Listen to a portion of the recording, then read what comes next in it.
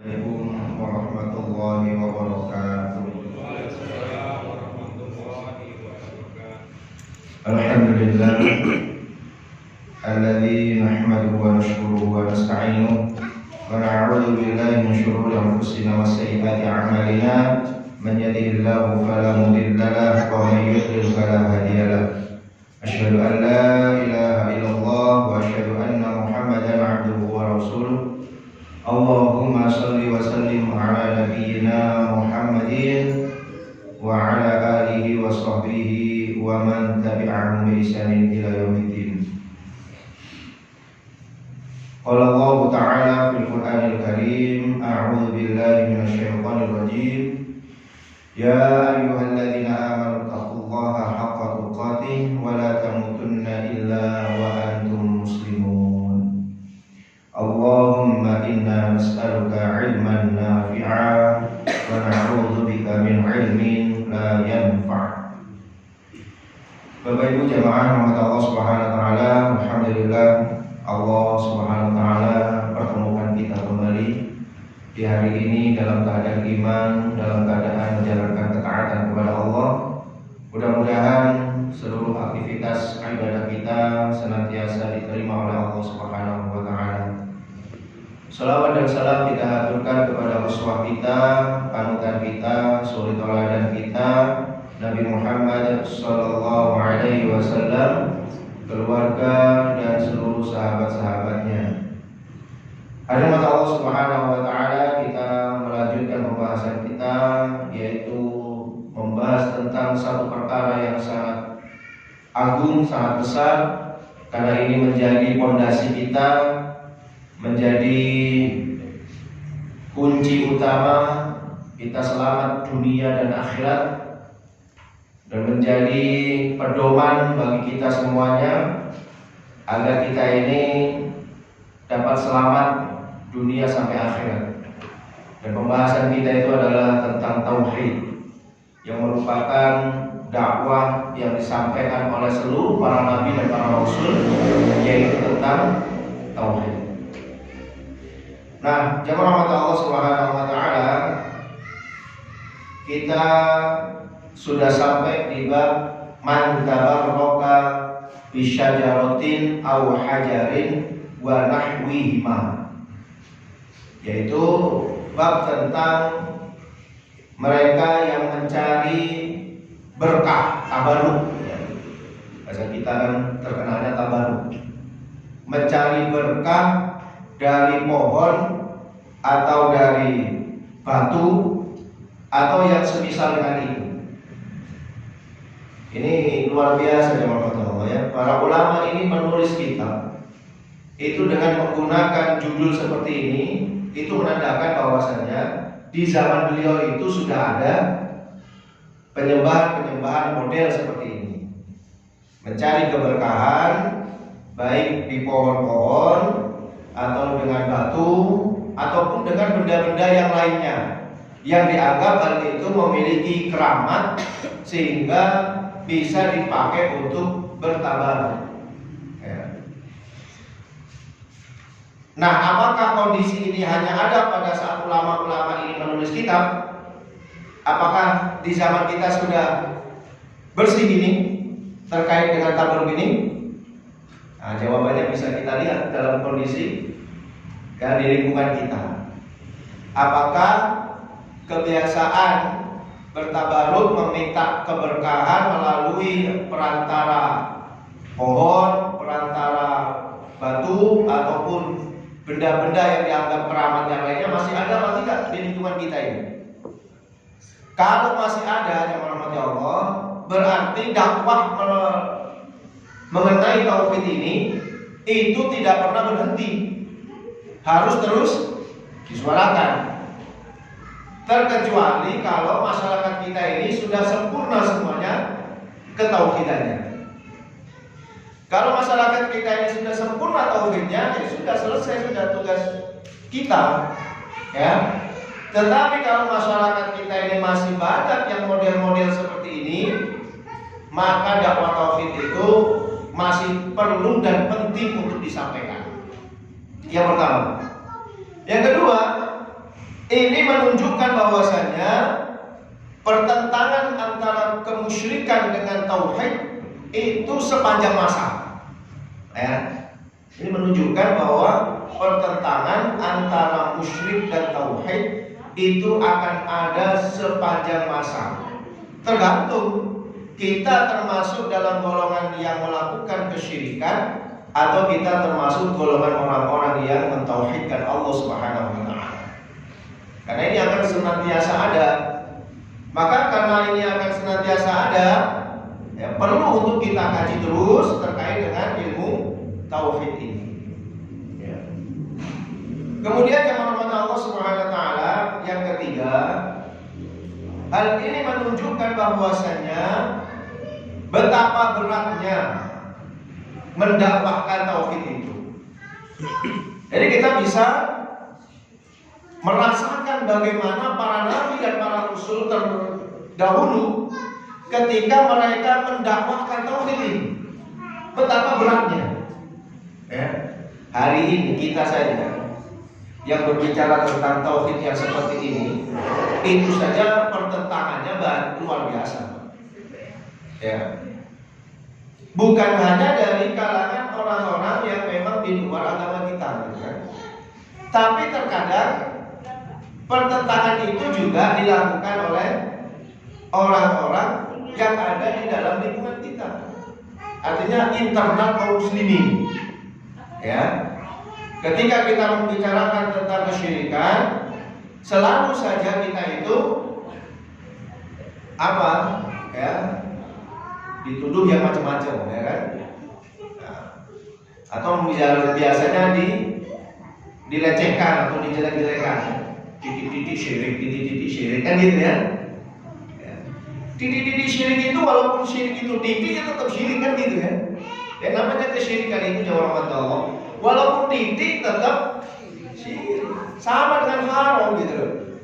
Haram itu walaupun sedikit tetap haram. Makanya kalau ada orang bicara titik-titik syirik. Loh, sing titik itu walaupun titik tapi tetap syirik, itu tetap aja harus disampaikan. Ya, itu perannya luar biasa. Ya, dengan pertentangan-pertentangan yang ada. Nah, itu bisa kita rasakan bagaimana dulu dakwah Nabi dan para Rasul ketika mendakwakan tentang tauhid. Ya, pertentangannya luar biasa. Maka kita tidak heran kalau para Nabi dan para Rasul itu mendapatkan cobaan dan pertentangan yang sangat keras dari kaumnya. Ada yang diusir, ada yang dianiaya, ada yang dihina, macam-macam. Bahkan ada yang dibunuh sekalipun. Itu resiko namanya. Resiko seorang pengemban amanah, ya, yang mendakwakan tauhid. Nah, nanti di masyarakat orang-orang yang mendakwakan tauhid juga gitu, Pak. Ya, dilecehkan, dimusuhi, ya. Mungkin masjidnya digeruduk, ya, macam-macam. Model-modelnya macam-macam, ya. Kemudian yang rahmat Allah Subhanahu wa taala, al-muallif yang menulis kitab ini membuka kitabnya dengan firman Allah Subhanahu wa taala di dalam surat An-Najm ayat ke-19 sampai 23. Surat An-Najm itu adalah surat ke-53. Wa qaulullahi ta'ala, Allah Subhanahu wa taala berfirman, a'udzu billahi minasyaitonir rajim. Afara'aytumul Lata wal Uzza wa Manata tsalitsatal ukhra alakumul dzakar wa lahul untha tilka idzan qismatun dhiza in hiya illa asma'un sammaytumuha antum wa aba'ukum ma anzalallahu biha min sultan iyattabi'una illa adh-dhanna wa ma tahwa al-anfus wa laqad ja'ahum min rabbihimul huda. Allah Subhanahu wa taala berfirman, maka apakah patut kamu wahai orang-orang musyrik menganggap Lata, Uzza dan Manat, yang ketiga ini adalah berhala-berhala yang paling besar yang ada di tengah-tengah bangsa Quraisy pada saat itu. Ini adalah berhala yang paling besar, yang sangat mereka agung-agungkan. Ada satu lagi namanya apa? Hubal. Ya. Hubal ini yang nanti diletakkan di dalam Ka'bah. Yang paling terkemudian sebagai anak perempuan Allah. Jadi Allah Subhanahu wa Ta'ala itu menurut anggapan mereka memiliki anak. Ya. Jadi jamaah rahmati Allah, anggapan bahwa Tuhan itu punya anak itu memang sudah anggapan orang-orang sejak zaman dahulu. Itu namanya agama pagan. Ya. Orang-orang Yahudi menganggap bahwa Uzair adalah anak Allah, kan gitu ya? Uzair ibn Allah. Orang Nasrani menganggap bahwa Nabi Isa adalah anak Allah. Nah, begitu pula dengan orang-orang Quraisy menganggap bahwasanya Lata, Uzza dan Manat itu juga anak Allah. Cuma Lata, Uzza dan Manat ini adalah anak perempuannya Allah. Nah, gitu ya. Jadi mereka menganggap Tuhan, Allah maksud mereka itu punya anak, yaitu anak perempuan. Ya. Makanya oleh Allah Subhanahu wa Ta'ala kemudian ditanya, ya, alakumul dzakar wa lahul untha. Apakah bagi kamu itu anak laki-laki sedangkan bagi Allah anak perempuan? Tilka idzan qismatun diza. Yang demikian itu tentulah suatu pembagian yang tidak adil. Ya. Jadi kalau mereka itu membangga-banggakan anak laki-laki, sementara untuk Allah, ya, itu mempunyai anak perempuan. Padahal sebagian masyarakat Quraisy itu menganggap bahwa anak perempuan itu adalah sebuah aib. Ya. Jadi kalau ada keluarga yang melahirkan anak perempuan, maka dia anggap itu adalah sebuah aib. Sehingga mereka memang betul-betul mengunggulkan anak laki-laki. Nah, ini dicela oleh Allah Subhanahu wa Ta'ala. Masa kalau kamu itu membanggakan untuk kamu itu anak laki-laki, sementara untuk Allah adalah anak perempuan. Ini menunjukkan apa?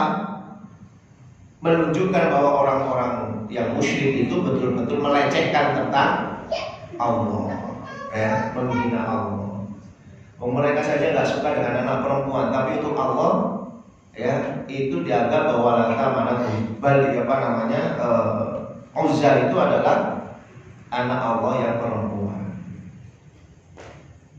Makanya jemaah Allah Subhanahu wa Ta'ala, orang-orang musyrik itu memang sangat jauh sekali dari ketauhidan. Kalau ada orang musyrik itu sampai kemudian bertauhid kepada Allah, itu adalah suatu hal yang sangat luar biasa. Ya, karena mereka melampaui batas, ya, sangat melampaui batas. Nah, kemudian Allah Subhanahu wa Ta'ala melanjutkan, in hiya illa asma'un sammaitumuha antum wa aba'ukum.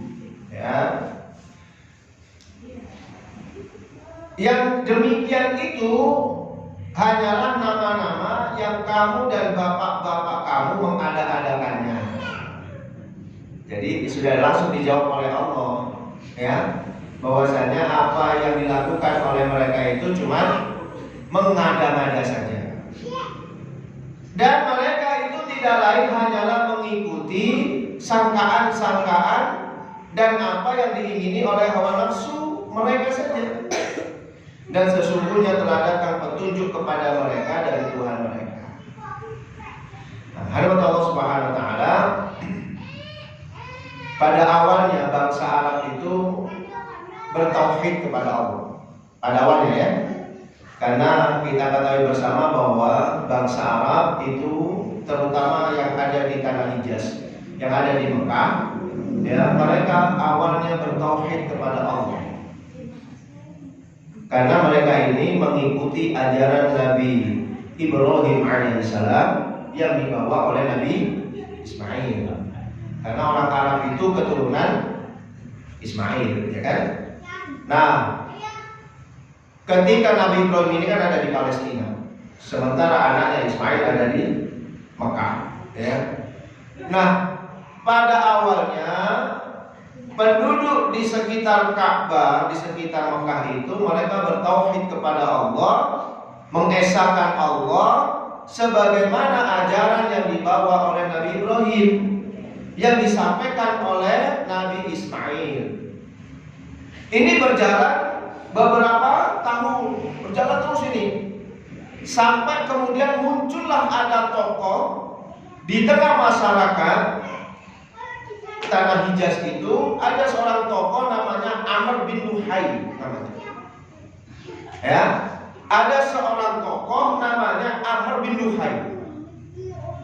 Amr bin Luhai ini adalah orang yang dermawan, suka menolong orang lain, suka memberikan bantuan kepada orang lain. Loman bahasa kita, ya, luar biasa ini. Saking lomannya itu sampai masyarakat itu menghormati dan memuliakan Amr bin Luhai. Dan itu sudah menjadi sifat atau tabiat umum manusia. Kalau manusia itu dikasih kebaikan-kebaikan, maka dia akan menghormati dan menghargai orang itu. Ya. Walaupun ya mereka biasanya tidak melihat bagaimana akidahnya, bagaimana agamanya. Tidak, yang penting orang itu baik, itu saja. Bahkan ada di sebagian masyarakat kita itu yang berpahaman bahwasanya orang baik itu adalah orang yang suka nolong orang lain. Masuk gak sholat tapi wong iku apik. Ya, wong apik ringan tangan, suka nolong orang. Baikku masuk nang masjid tapi ora tau nulungan wong, tetep elek.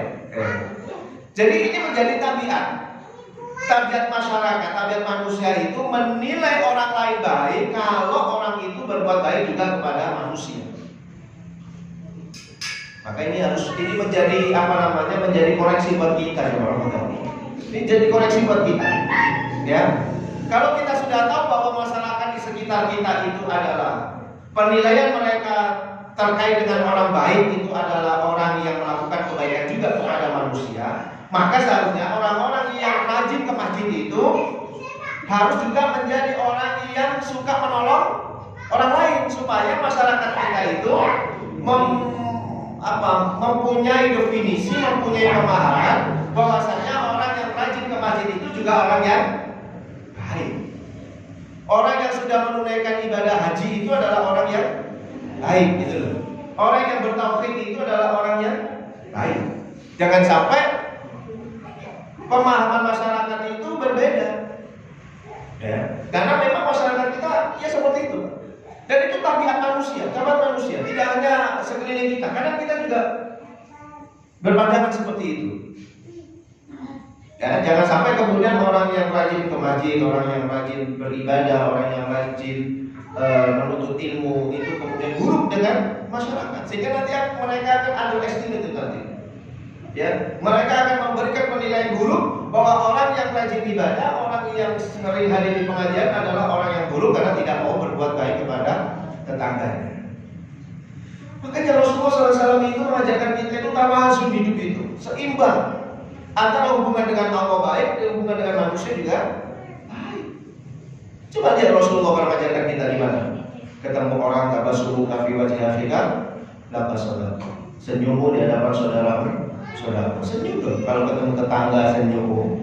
Ya, afsus salam bainakum, tebarkanlah salam kepada mereka. Ini adalah amalan-amalan Islam yang terbaik. Jadi kalau ketemu tetangga senyum, sampaikan salam, assalamualaikum gitu. Sehingga mereka akan merasa, ya, ini loh dampak daripada orang-orang yang rajin ibadah itu seperti ini. Karena kita ini terlalu berlebihan ya Allah. Ya, terlalu berlebihan. Ketemu saudaranya, ketemu tetangganya, orang umum ya, gak nyopo, gak salam, ya, gak senyum sama sekali. Kadang-kadang beda majelis ilmunya saja sudah gak saling tegur sampai apa ini ya. Bukankah kita ini masih sesama Muslim? Kalaupun beda bajunya, beda ormasnya, biarkan aja, nggak masalah itu. Ya. Atau mungkin beda secara yang diikuti misalnya. Oh ini mengikuti mazhab Syafi'i, mengikuti mazhab Hambali, ya wajar biasa saja. Tetapi sebagai sesama Muslim ada hak-haknya di situ, yaitu tetap kita perlakukan mereka ini sebagai orang yang beriman. Maka ketemu dengan mereka, afsus salam bainakum. Terhadap orang yang kau kenal atau yang tidak kau kenal, yang jelas kita tahu bahwa ini seorang Muslim, sampaikan salam saja. Assalamualaikum. Senyum. Ya. Jangan gara-gara sekali lagi beda majelis taklim, ya, tidak mau menyapa. Ini bahaya ini. Bahaya. Nah ini jamaah rahmat Allah Subhanahu wa taala. Jadi Amr bin Luhai, karena dia adalah orang yang dermawan, orang yang suka menolong orang lain, maka Amr bin Luhai ini ditokohkan, dihormati, dimuliakan. Walaupun Amr bin Luhai ini adalah orang yang tidak paham terhadap agama sebenarnya. Dia tidak paham terhadap agama. Hanya saja dia adalah orang yang baik, mau nolong orang lain. Nah, suatu ketika Amr bin Luhai ini pergilah dia dalam urusan perdagangan ke Syam dia. Ya, pergi ke Syam. Nah, ketika dia pergi ke Syam, dia lihat bahwa Syam itu sebuah negara yang maju pada saat itu. Jadi, wah luar biasa nih, bangunannya bagus-bagus, orangnya kaya-kaya. Yang sistem perdagangannya sudah modern dibandingkan dengan tempatnya yang di Mekah. Ya. Sehingga takjublah ini Amr bin Luhai dengan kemajuan secara fisik, ya, ekonominya maju, kemudian bangunannya maju, ya, mungkin juga teknologinya juga lebih maju daripada di Mekah pada saat itu. Nah kemudian jemaah Allah Subhanahu wa taala, Amr bin Luhai ini ketika dia terpesona dengan kemajuan bangsa Syam, dia cari sebabnya. Apa sebab yang menjadikan bangsa Syam ini maju seperti ini, modern seperti ini? Dari sisi bangunan, dari sisi ekonomi dan lain sebagainya. Hingga kemudian dia bertemulah dengan sekelompok orang di Syam itu, yang mereka ini adalah para penyembah berhala. Ya. Mereka ini adalah penyembah berhala. Dan dalam pikiran Amr bin Luhai, karena Amr bin Luhai tahu bahwasanya bumi Syam itu adalah buminya para nabi, buminya para rasul, dan diturunkan di sana adalah kitab suci. Syam itu kan 4 negara Pak hari ini ya. Mana? Palestina, Lebanon, Suriah, mana?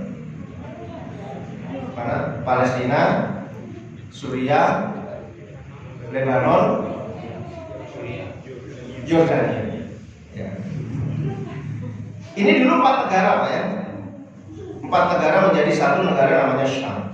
Nah kita tahu nabi-nabi itu ya sekitar itu diturunkan oleh Allah. Ya, kalau nggak di Suriah ya di Palestina kan gitu ya, kan gitu. Sehingga menurut Amr bin Luhai bahwasanya wah ini adalah negerinya para nabi dan para rasul ini. Sehingga menurut Amr bin Luhai, apa yang dilakukan oleh penduduk Syam yang menyembah berhala itu bagian daripada ajaran para nabi dan para rasul. Ini hati-hati nih Pak. Ya. Kita ini hati-hati. Ini termasuk hal-hal yang merusak akidah itu seperti ini. Pertama dia takjub dengan kehebatan secara fisik, ya. Kemudian dia membuat sebuah definisi yang salah total karena tidak merujuk kepada kitab suci pada saat itu. Nah, jadi Amr bin Luhai kan awalnya dia tertarik dengan kemegahan bangsa Syam, ya kan? Kemudian dia berpikir bahwa yang menyebabkan bangsa Syam ini adalah sukses adalah karena dia menyembah berhala. Apalagi di bangsa Syam ini adalah negeri para nabi dan para rasul. Sehingga kemudian Amr bin Luhai ini meminta kepada penduduk setempat untuk membawa berhala itu menuju Mekah dan diletakkan di dalam Ka'bah, yang kemudian Amr bin Luhai mulai menciptakan sendiri ritual-ritual untuk penyembahan kepada berhala. Sejak saat itulah kemudian bangsa Arab mulai menyembah kepada berhala. Nah, ini mungkin juga bisa saja terjadi di lingkungan kita, jemaah Allah. Karena mereka melihat Amerika sukses, mereka melihat orang Eropa sukses, mereka melihat bahwasannya bangsa Cina sukses misalnya. Kemudian dicari penyebabnya, apa yang menyebabkan bangsa Eropa, bangsa Amerika, bangsa Cina, atau bangsa yang lainnya yang sudah maju itu, mereka mengalami kemajuan yang sangat besar. Apa penyebabnya? Sampailah kemudian membuat definisi, penyebab mereka maju itu adalah ketika mereka memisahkan antara agama dengan urusan dunia. Sehingga kemudian yang mereka copy paste bawa lagi ke Indonesia ini adalah tentang liberalisasi. Akhirnya diterapkanlah di negeri kita. Sama persis seperti yang dikulak oleh Kemal Atatürk. Dia berpikir bahwasanya Turki Utsmani pada saat itu memang di zamannya Kemal Atatürk itu adalah khalifah yang paling lemah di antara Utsmaniyah pada saat itu. Ini memang sudah lemah, memang ya wajar ya. Sudah rentang segitu panjangnya kekuasaan Utsmaniyah itu. Nah, pas lemah-lemahnya Utsmaniyah, pas munculnya gerakan-gerakan ya liberalisasi itu tadi. Sehingga kemudian Kemal Atatürk belajar kepada Eropa, apalagi didukung oleh Yahudi pada saat itu, sehingga kemudian kembali dia berpikir kemunduran umat Islam kemunduran Turki pada saat itu gara-gara terlalu mengedepankan nilai-nilai Islam. Ya, buktinya apa? Eropa lebih maju sekarang ini daripada Turki. Ya, nah, apa yang menyebabkan mereka maju? Ternyata mereka meninggalkan ajaran gereja, mereka mulai memisahkan antara urusan dunia dengan urusan agama. Bawalah dia ke Turki, kemudian dihilangkan kekhalifahan pada saat itu, hingga berdirilah negeri liberal pertama di dunia ini. Saking liberalnya Turki di zamannya Kemal Atatürk. Itu satu-satunya yang di dunia ini yang azan pakai bahasa daerah itu cuma di Sakti berlari yang lainnya itu azan masih pakai bahasa Arab. Masih Allahu Akbar, Allahu Akbar. Ini di Turki hilang semuanya. Ya. Bahasa Arab dihilangkan semuanya, nggak boleh diperdengarkan bahasa Arab. Alhamdulillah ya. Ini kenapa? Karena salah di dalam memberikan definisi. Kadang di masyarakat kita juga seperti itu. Melihat ini soge, apa kok soge? Loh ternyata aku gak tahu sholat ya. Terus akhirnya punya definisi bahwasanya, loh itu sing sholat ya tetap melarat, sing ini gak sholat. Soge lek ngono. Lek ngono apa? Gak sholat aja gitu ya. Loh iki gelem nang gunung kami kok soge. Iki selalu mengatakan bahwa gunung kami itu banyak kesyirikan dan sebagainya. Gak soge-soge. Ya, kesemuanya guru kami bisa jadi modal sugi. Nah, ini definisi-definisi yang ada di masyarakat kita, jamaah Allah. Jangan diremehkan, jangan kita menganggap bahwa itu kan zaman dulu, Ustaz. Amr bin Luhai, jangan. Itu simbol itu. Amr bin Luhai itu adalah simbol bahwasanya akan ada di masyarakat kita model-model seperti Amr bin Luhai. Itu kalau untuk dirinya sendiri, oke lah. Karena kesesatan itu hanya untuk dirinya. Tapi kalau itu dilakukan oleh seorang tokoh, itu bahaya. Seperti Kemal Atatürk tadi akhirnya. Karena itu dilakukan oleh seorang tokoh, akhirnya bisa mempengaruhi seluruh negaranya. Coba kalau itu terjadi di negeri kita, di mana coba? Akhirnya nanti betul-betul dipisahkan. Agama-agama, urusan negara. Jadi kalau di urusan negara jangan bawa-bawa agama. Nanti agama itu cukup di masjid saja. Saya pengajian apa aja cukup di masjid. Jadi kalau sudah model seperti ini, mohon tahu, dan kayaknya model-model Kemal Atatürk ini sudah mulai ada bibit-bibitnya di negeri kita. Sudah mulai ada. Siapa orangnya kok ada kita nggak tahu ya. Tapi modelnya itu sudah mulai ada. Satu mulai Pertama, menghilangkan kata-kata Arab. Sudah muncul kan kebencian mereka terhadap bangsa Arab. Ini kan bukan Arab, gitu ya. Nah, sehingga kata-kata Arab itu sebisanya lah. Kalau bahasa yang lainnya oke, boleh saja masuk ya. Inggris boleh. Kita titik-titik ngomong Inggris boleh ya kan. Tapi titik-titik ngomong Arab, nah itu nggak boleh. Nah, titik-titik kok ana, antum, afwan. Apa ini mau merubah Indonesia menjadi Arab itu? Tapi kalau jenengan ngomong I'm sorry, nggak masalah itu. Ya, I'm sorry, ya. Kemudian oh my god, bukan masalah itu. Pokoknya aja bahasa. Nah, ini bahaya. Ini sudah mulai. Dia mulai. Ya. Kemudian dicerca. Ya. Orang pakai jubah ini adalah pakaian bangsa gurun, ya kan? Bahasanya kan selalu seperti itu. Ya, orang pakai jilbab, baru kemarin itu yang baru profesor ya, di sebuah perguruan tinggi Islam ya. Masya Allah mengatakan bahwa pakaian jilbab itu adalah pakaian gurun, ya katanya. Luar biasa ini. Ya. Ini jamaah rahmat Allah Subhanahu wa taala. Jadi model-model Amr bin Luhai ini sudah ada sebenarnya. Ya. Model-model Amr bin Luhai sudah ada. Mungkin nanti lama-kelamaan pelajaran agama itu bisa jadi hilang dari bangsa kita. Jangan tahu Pak, pelajaran agama sekarang itu namanya apa? Di sekolah-sekolah itu namanya apa? Yang punya anak sekolah SD, SMP, SMA, apa namanya Pak? PAI dan Budi Pekerti. Namanya Pendidikan Agama Islam dan Budi Pekerti. Lama-lama PAI-nya hilang ganti Budi Pekerti. Dan isi daripada PAI itu memang isinya adalah lebih banyaknya kepada Budi Pekerti. Apalagi kalau sudah SMA, SMK, itu kurikulumnya harus mengikuti dunia kerja. Jadi agama Islam PAI itu kurikulumnya harus mengikuti dunia kerja. Dunia kerja itu disiplin harus ini, berarti materi agama Islam harus disiplin. Jadi masalah materi itu tentang apa? Budi Pekerti, agama Islamnya. Sedikit demi sedikit aja hilang. Itu hari ini. Kalau saya ini pengajar ya, makanya tahu. Kalau nggak ngajar kan nggak tahu saya. Jadi kenapa pendidikan agama Islam kok ditambah Budi Pekerti? Emang di dalam agama Islam nggak ada Budi Pekerti? Malah lebih hebat daripada Budi Pekerti apa? Akhlakul karimah. Ini sekarang. Ya kenapa harus ngomong embel-embel Budi Pekerti?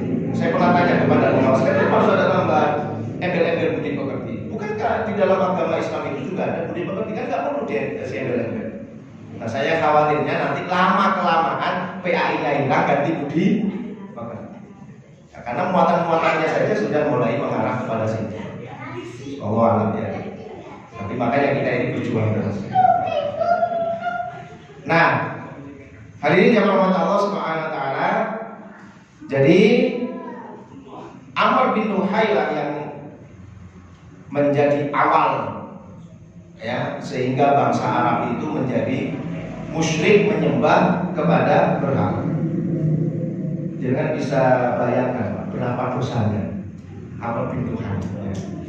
Kata Rasulullah, barang siapa yang menunjukkan satu kebaikan yang diikuti orang lain, maka pahalanya sama dengan yang mengikuti. Nah, sama juga orang yang menunjukkan keburukan, kalau kemudian keburukannya itu diikuti oleh orang lain, maka dosanya sama dengan orang tersebut tanpa mengurangi dosanya sedikit pun. Berarti bangsa Arab mulai sejak Amr bin Luhai sampai hari ini yang berbuat musyrik itu gara-gara Amr bin Luhai ini apa? Dosanya terus mengalir kepada Amr bin Luhai. Ini namanya apa? Dosa jariah. Amal jariah dan dosa jariah.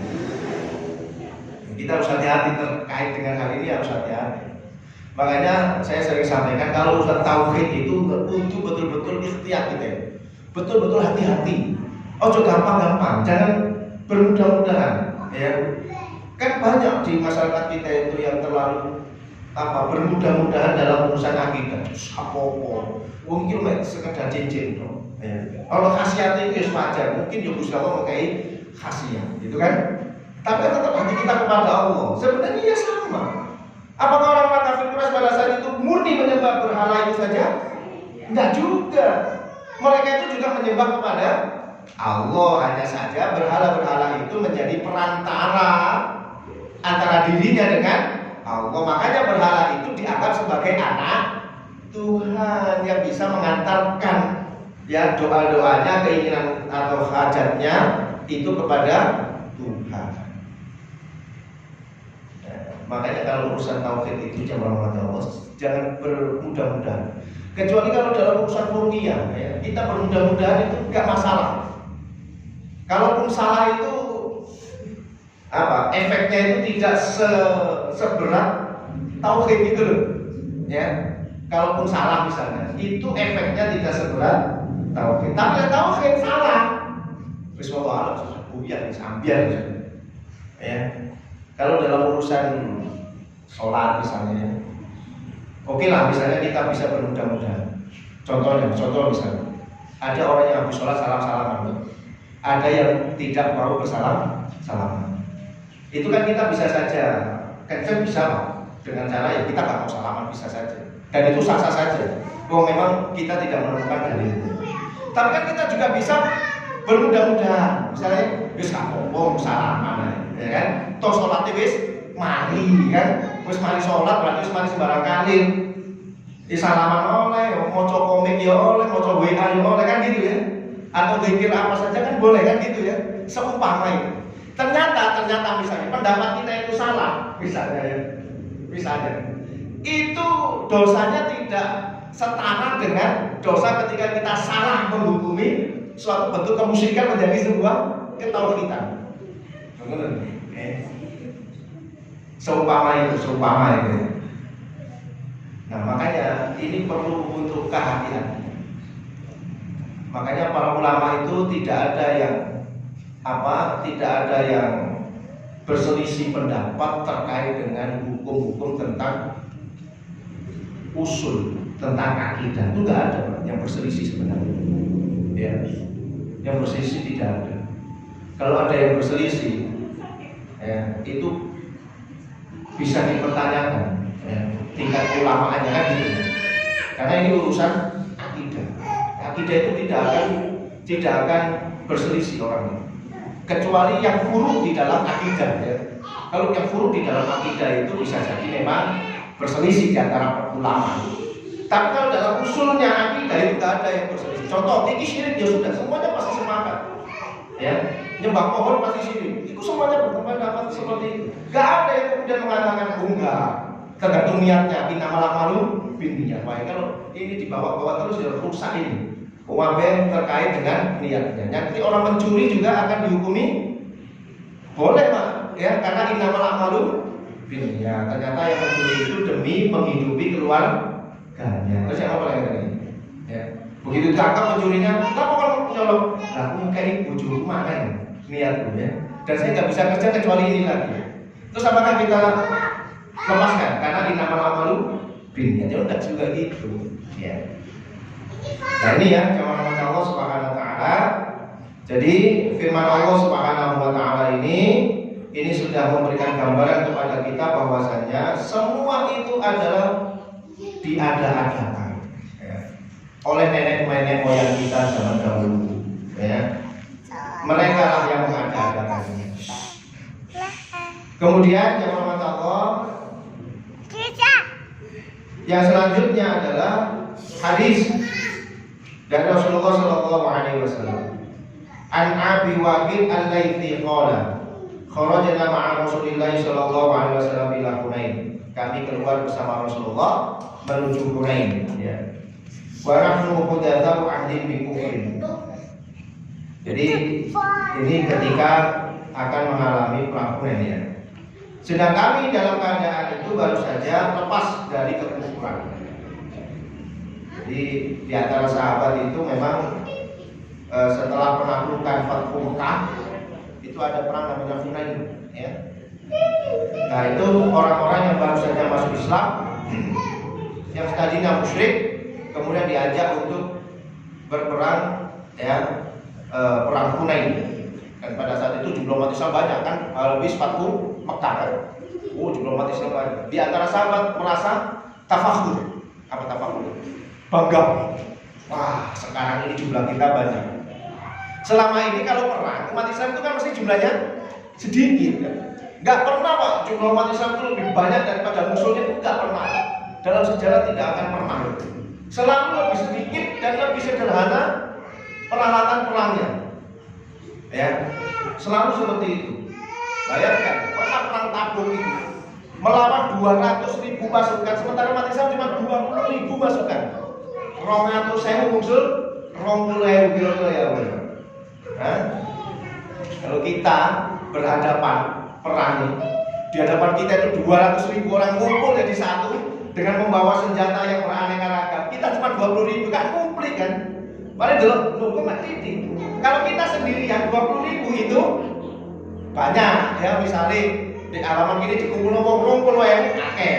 Tapi kalau kita berhadapan dengan orang yang 200.000, kita akan merasa sedikit. Tapi bisa menang. Nah, pada saat itu umat Islam merasa dirinya hebat ya. Karena jumlahnya banyak, baru saja masuk Islam.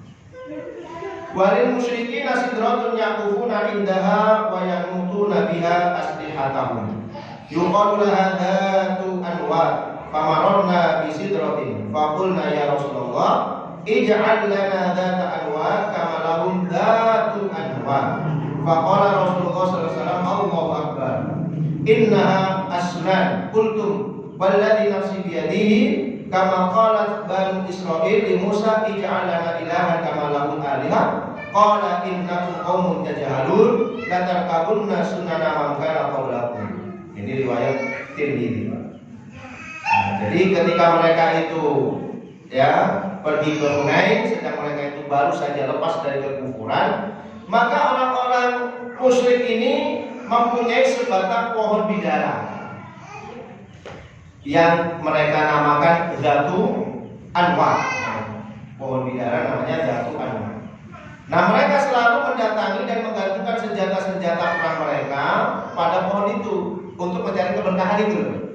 Ya sama dengan kita kadang-kadang gitu ya. Nanam pohon kelor di depan rumah, tujuannya untuk apa? Menolak menolak sihir kan gitu ya. Masih ada? Anggapan seperti ini masih ada? Berarti masih banyak yang kita ini ya? Ini ternyata sudah pernah terjadi di zaman Rasulullah. Coba kita lihat. Itu tadi hadisnya panjang sekali ya. Saya bacakan langsung aja. Mereka itu selalu mendatangi pohon tersebut, kemudian nyantol senjata-senjatanya di pohon-pohon itu. Nah, kemudian dulu itu waktu mereka masih kufur itu, waktu mereka masih musyrik, itu selalu seperti itu. Senantiasa kalau mau perang dia cantolkan pedangnya di Dhatu Anwar itu tadi supaya nanti mereka mendapatkan keberkahan. Nah, seperti itulah.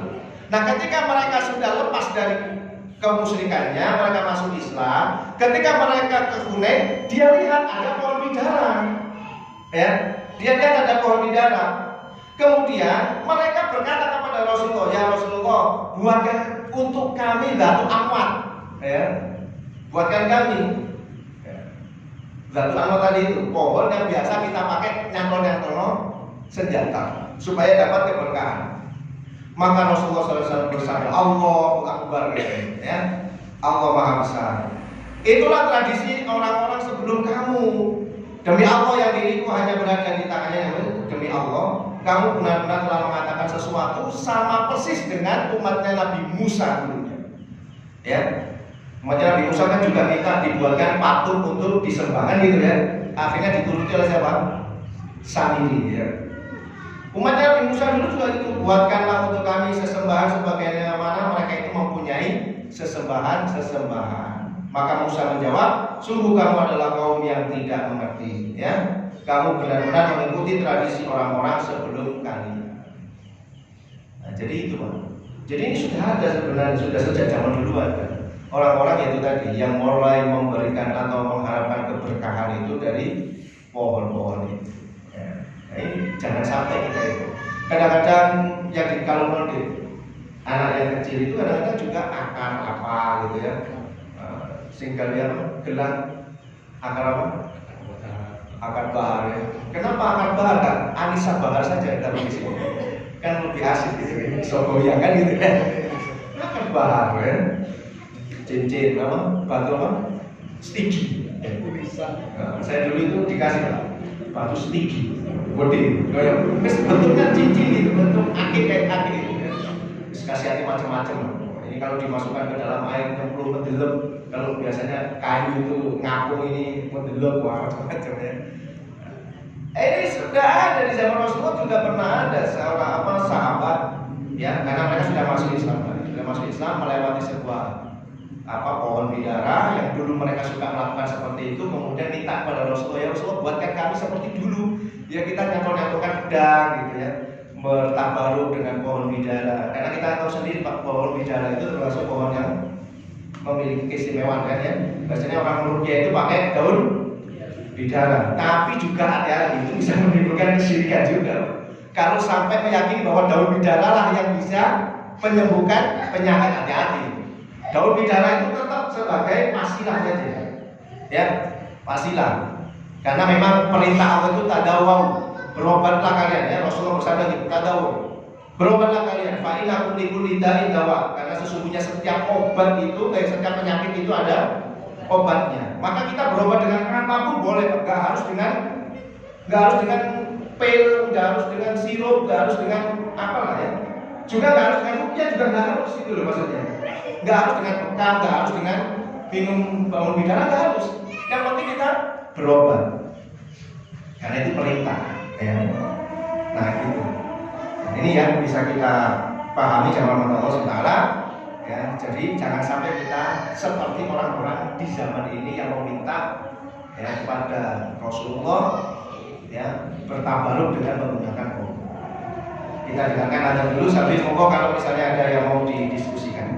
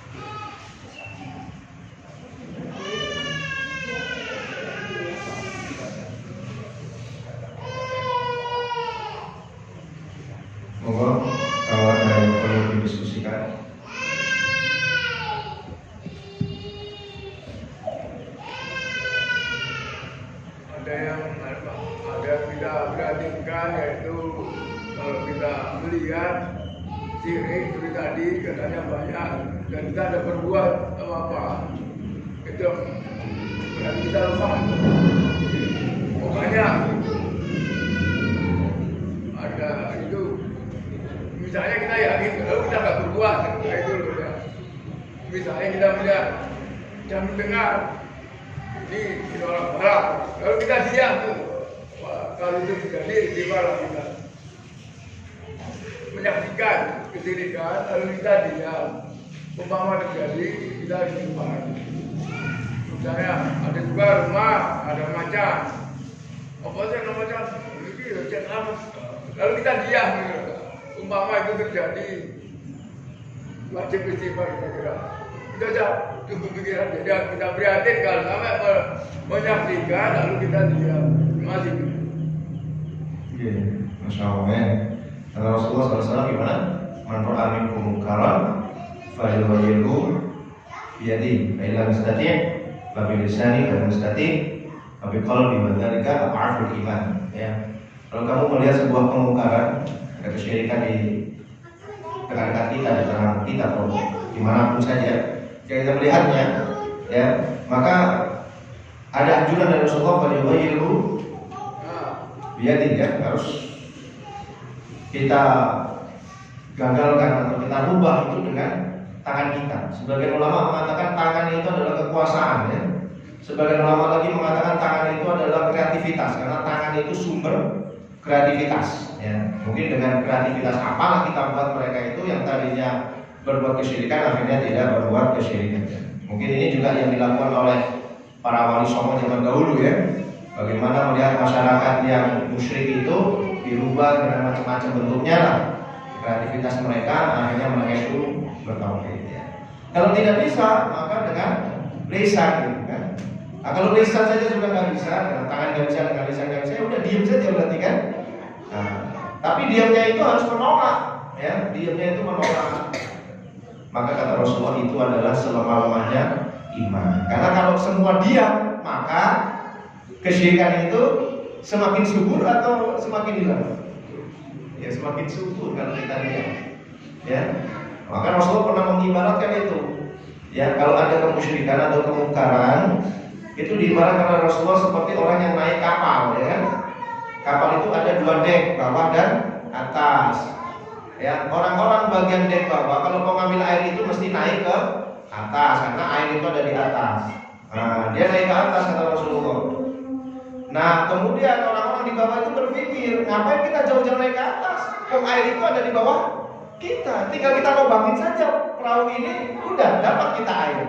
Daripada kita repot-repot naik ke atas, ya kan? Nah, kemudian mereka melubangi lah perahu itu. Nah, kalau orang-orang di atas itu tidak mencegah orang-orang di bawah melubangi perahu itu atau kapal itu, kemudian kapal itu akan karam. Yang karam siapa, Pak? Yang bagian bawah atau yang atas? Ya semuanya. Itulah perumpamaan. Ketika kita di masyarakat kita itu ada kemungkaran, kemudian semua yang beriman itu diam. Kalau Allah menghendaki ada balak di situ, kira-kira yang diadab oleh Allah yang berbuat maksiat saja atau yang orang soleh juga? Semuanya akhirnya, ya kan? Nah itu. Nah maka kita berusaha untuk ya memberikan nasihat, ya. Jangan berdebat. Kalau berdebat ya mereka tidak mau. Siapa orang yang mau diajak berdebat? Ya sudah sampaikan. Ya misalnya Anda melakukan kesyirikan. Ya beberapa bulan yang lalu lah ya, waktu masih pandemi corona itu masih bergejolak di negeri kita. Itu kan banyak ya di masyarakat kita yang pernah saya sampaikan itu. Di antara cara mereka untuk mengusir corona itu adalah dengan bakar-bakar di depan rumah itu kan ya. Itu kan sering itu tetangga saya beritahu, lapo mas kan, ini corona hilang, belum gampang corona hilang aja, hanya sekedar dengan bakar-bakar itu, kayak pemerintah itu sampai bingung-bingung bikin vaksin, bikin apa, cukup mau kan, ya instruksi misalnya menjadi kepres, keputusan presiden bahwa setiap malam warga Indonesia wajib bakar-bakar gitu, selesai, ini kan nggak masuk akal. Kemudian ada yang ya sempat terjadi di masjid sebelah saya itu sempat terjadi selamatan bawa serabi. Makanya saya bisa cerita itu karena di tempat saya ada gitu, sehingga saya bisa ngalami gitu. Selamatan bawa serabi, kemudian di rumah itu digantung ketupat gitu ya. Saya ikutin aja itu. Apa maksudnya ini kok?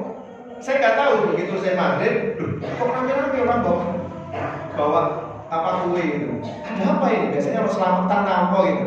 Ya saya sambil pikir, ternyata setelah itu disampaikan bahwa ini adalah selamat tolak balak ya, supaya keluarga kita ini selamat dari corona dan seterusnya ya. Ternyata oh iya ada seperti ini ya. Terus saya datangi imamnya, saya sampaikan ya, bahwasanya yang demikian itu berdasarkan keyakinan ataukah sudah ada penelitian. Memang ada penelitian ya, bahwasanya serabi itu mengandung zat-zat kimia yang dapat menghancurkan virus misalnya Pak, ya misalnya ini ya nggak apa-apa karena memang sudah dilakukan. Tapi kalau berdasarkan zon prasangka, ini urusannya dengan keyakinan. Nah, kalau keyakinan itu harus berlandaskan Al-Quran.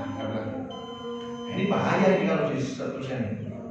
Lah terus Pak, yang lebih mengherankan lagi, kodaru ya. Di kampung saya itu nggak ada yang terkena corona. Ini kan ujian ini. Akhirnya tersebar di masyarakat. Alhamdulillah kampung kita selamat gara-gara ini. Selamatan, serabi, hampir gantung ketupat. Gimana caranya berdakwah? Astagfirullahaladzim. Ini ujian. Ya saya katakan yoga mas gitu ya. Yoga mas, bukan karena itu ya, gara-gara sampai sergap nang masjid itu. Ya gara-gara sergap nang masjid itu dihawani itu bisa menghilangkan penyakit itu gara-gara jenengan ini semuanya walaupun dalam kondisi corona itu tetap memakmurkan masjid yo iku sing garai menyingkirkan corona. Jadi bukan karena selamatannya gitu. Wong sebelum selamatan aja kita sudah kamu sing kena corona kan gitu ya. Berarti itu menunjukkan bahwa jenengan rajin ke masjid itu ya. Tapi masih ada saja di masyarakat itu ya. Karena orang ini instruksi toko itu ada, ternyata itu terpusat memang itu instruksi ternyata tidak di kampung saya saja, di tempat-tempat yang lainnya itu ketika saya pengajian gini saya cerita, ternyata juga oh iya kemarin di sebelah tetangga itu juga melakukan loh, ternyata waduh lain ternyata ya. Dan bentuknya sama, serabi sama itu gantung itu ya. Nah jadi itu ya, kalau memang kita tidak bisa merubah dengan ya dengan tangan maka dengan lisan. Kalau tidak ya pokoknya minimal kita tidak mau mengikuti, sambil kita doakan orang-orang itu mendapatkan hidayah petunjuk dari Allah. Ya betul tadi ya, kalau kita memang nggak bisa melakukan, tidak bisa melakukan perubahan ya kita istighfar. Berarti meyakini, mengakui bahwa iman kita itu sedang lemah ya. Kita itu sedang lemah. Wallahu a'lam bishawab. Bahkan mungkin Bapak Ibu yang bisa kita pelajari, insyaallah ini tadi mukadimah pembukaan daripada bab tentang man tabarok ya, man tabarok bi syajaratin aw hajarin wa nahwihima. Bab tentang tabaruk kepada pohon, kepada batu dan yang lain-lainnya ya. Ini penulisnya membawakan firman Allah Subhanahu wa taala tadi dalam surat An-Najm ayat 19 sampai 23 dan hadis dari Rasulullah sallallahu alaihi wasallam. Insyaallah nanti akan kita bacakan tafsirnya dan syarahnya daripada hadis ini dengan relevansinya dengan judul yang dibawakan oleh pengarang ini. Wallahu a'lam bishawab. Mudah-mudahan kita terhindar dari segala bentuk macam kesyirikan. Mudah-mudahan keluarga kita, diri kita, masyarakat kita diselamatkan semuanya oleh Allah Subhanahu wa taala dari bencana kesyirikan ini. Mudah-mudahan kita senantiasa istiqomah di dalam tauhid, akidah yang benar sehingga sampai kita berjumpa dengan Allah di dalam surganya kelak. Amin ya rabbal alamin. Kita tutup dengan doa kafaratul majelis. Subhanakallahumma wa bihamdika asyhadu an la ilaha illa anta astaghfiruka wa atubu ilaik. Wa assalamualaikum warahmatullahi wabarakatuh.